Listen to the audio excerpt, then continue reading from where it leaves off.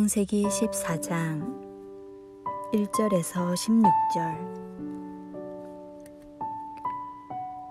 당시에 시날 왕 아므라벨과 엘라살 왕 아리옥과 엘람 왕 그돌라오멜과 고임 왕 디달이 소돔 왕 베라와 고모라 왕 비르사와 아드마 왕 시납과 스보임 왕 세메벨과 벨라 곧 소알 왕과 싸우니라.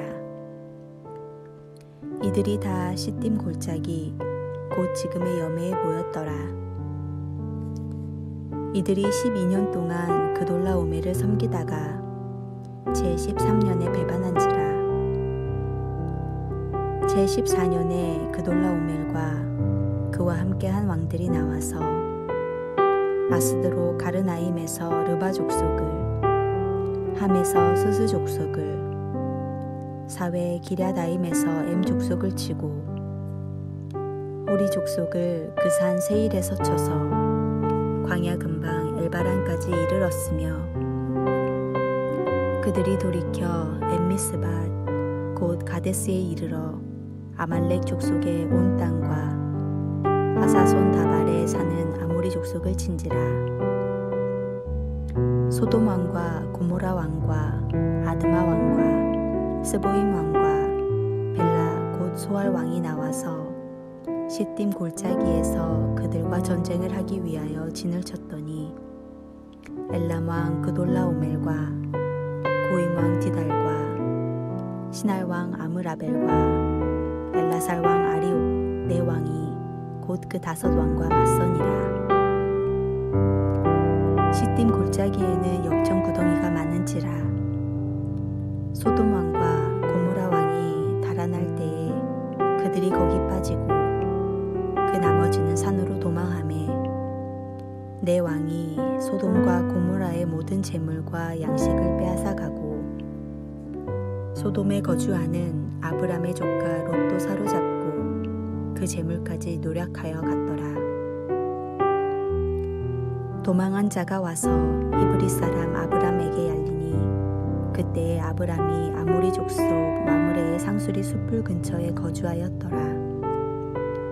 마므레는 에스골의 형제요 또 아넬의 형제라. 이들은 아브람과 동맹한 사람들이더라.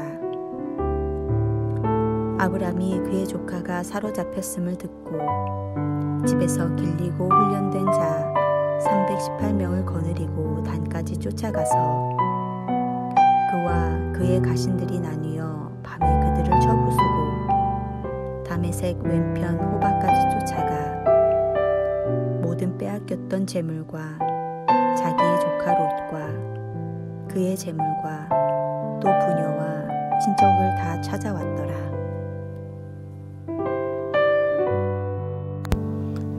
창세기 14장은 하나님의 사람이 가족과의 관계 속에서, 이웃과의 관계 속에서 어떻게 살아야 할지를 아브라함과 롯을 통해 보여주고 있습니다. 또한 롯의 삶을 중심으로 바라본 14장은 위기의 순간이기도 합니다.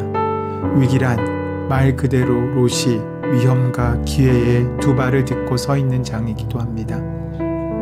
넉넉한 물이 있어 여호와의 동산 같고 애굽의 땅 같다는 이유로 소돔을 선택한 롯.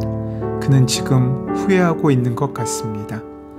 왜냐하면 그가 선택한 소돔이 전쟁의 소용돌이에 휘말리게 되었기 때문입니다. 전쟁의 포로가 되어 누군가의 구원의 손길을 기다리는 처지가 된 것입니다. 이 소식은 아브라함으로 하여금 전쟁터로 달려나가게 합니다. 다행스럽게도 그는 아브라함을 통해 이 커다란 위기를 극복합니다. 하지만 안타깝게도 롯은 이 위기 속에서도 교훈을 깨닫지 못합니다. 그러고는 계속해서 소돔에서의 소돔 방식의 삶을 즐기게 됩니다. 이는 결국 자신과 가족 전체가 비참한 결말인 19장의 문턱에 들어서게 하는 것입니다.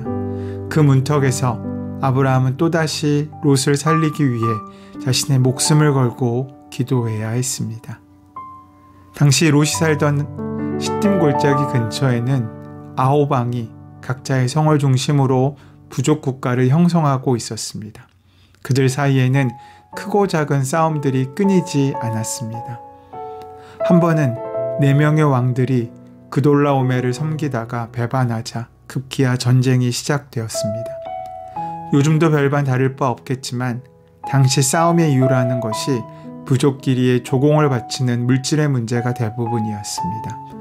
아브라함은 어쩔 수 없이 이 싸움에 끼어들게 됩니다. 모세오경에는 인물의 내면에 대한 묘사가 별로 없습니다. 그래서 아브라함이 어떤 생각과 동기로 이 엄청난 작전을 감행했는지 추측하는 일은 쉽지 않은 일입니다. 하지만 명백한 사실은 그의 등장으로 10수년간 지속되던 고대 근동의 착취 구조의 지배권에 균열이 생겼다는 것입니다. 물론 당시 아브라함은 그 땅을 정복할 만한 세력도 아니었고 그럴 의도도 없었습니다. 하지만 그곳을 하나님께서 주실 땅으로 여긴 그는 조카 롯이 잡혀갔다는 소식을 계기로 하나님의 공의를 앞당겨 시행할 뜻을 품었기에 하나님을 의지하여 행동했을 것입니다. 명단으로 볼 때 이 침략자들은 메소포타미아 지역의 강력한 왕들이 분명합니다.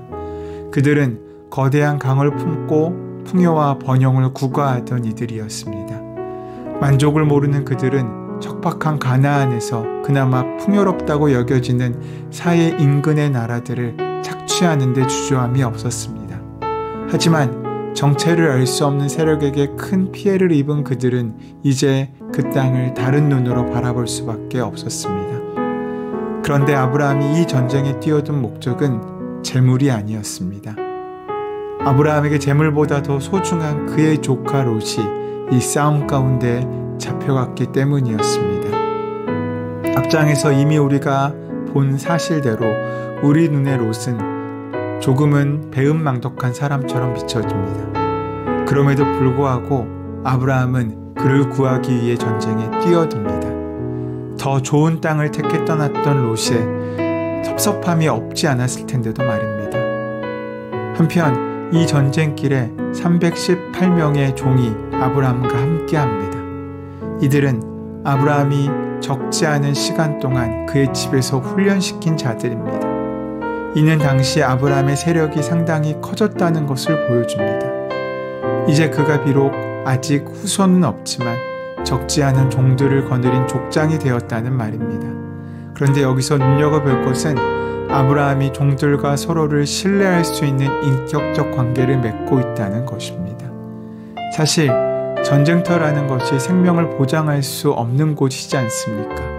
그런데도 그들은 아브라함과 전쟁터에 동행했습니다.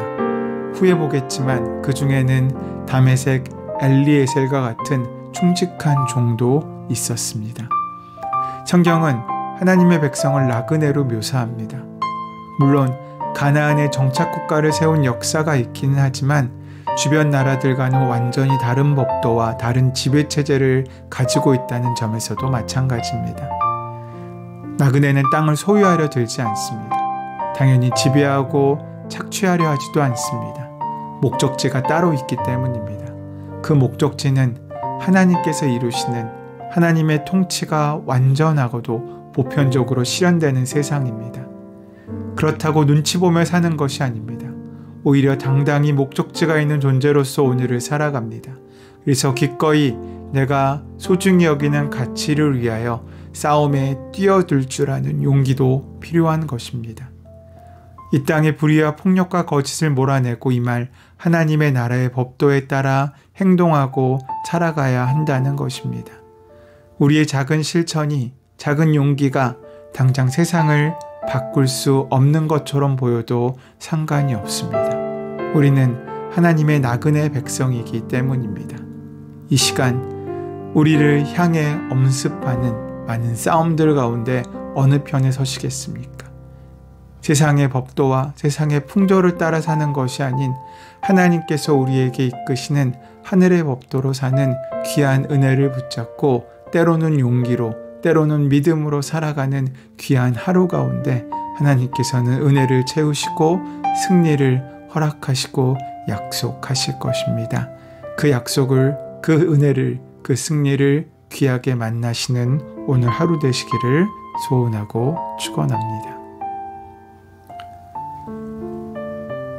저희를 복의 통로로 부르신 하나님, 당장의 성과를 떠나 주님의 법도를 따라 행동할 수 있는 믿음과 용기를 주시옵소서. 지금 당장 눈에 보이는 것이 아니라 하나님께서 보여주시는 것을 보고 살아갈 수 있도록 인도하시고 함께하여 주시옵소서. 우리 주 예수 그리스도의 이름으로 기도드립니다. 아멘. 이제 조용히 주신 말씀을 묵상하고 그 마음에 심어 하나님께서 오늘 하루에 이루실 귀한 역사를 기대하며 기도하며 나아가는 하루의 시간으로 삼으시기 바랍니다. 함께 기도하겠습니다.